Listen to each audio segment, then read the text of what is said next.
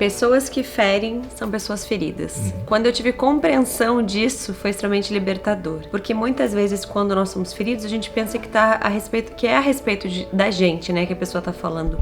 Mas geralmente ela tá falando a respeito dela mesma. Então, quando a pessoa tem uma atitude de ferir ao próximo, de ofender ao próximo, é porque de alguma forma lá atrás ela foi ofendida, ela foi ferida, ela foi humilhada, insultada. Então no subconsciente ela entende que quando ela fere alguém, de alguma forma ela se sente um pouco melhor.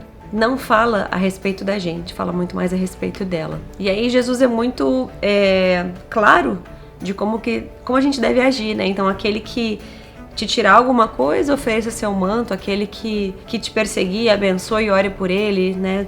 Tem até esse texto que é mais radical, né? Aquele que te bater a um lado da face, ofereça o outro lado. E isso, óbvio que a gente não precisa ser tão literal, mas quando a gente consegue responder à ofensa, responder à agressão com palavras de calma, com palavras de elogio, com palavras que consigam neutralizar aquele ambiente, isso dá uma paz muito grande, porque a gente está colhendo fruto de um princípio, um mandamento de Deus. Então toda vez que alguém te ferir, pense que não é a seu respeito, é a respeito dele mesmo, né? E a partir dali pense como que eu posso, como um ser humano que desejo ter uma expressão do amor de Deus, chegar no coração dessa pessoa para que ela mude a postura dela em relação aos demais.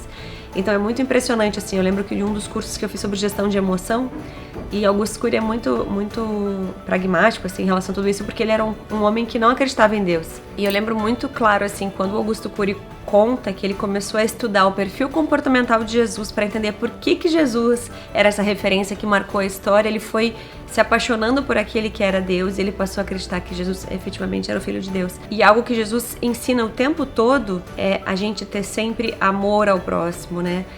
Ser altruísta, né? A gente amar sem esperar em troca.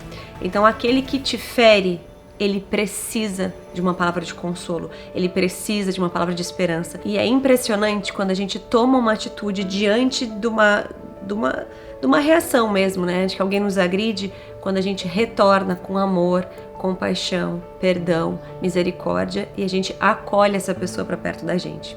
É libertador.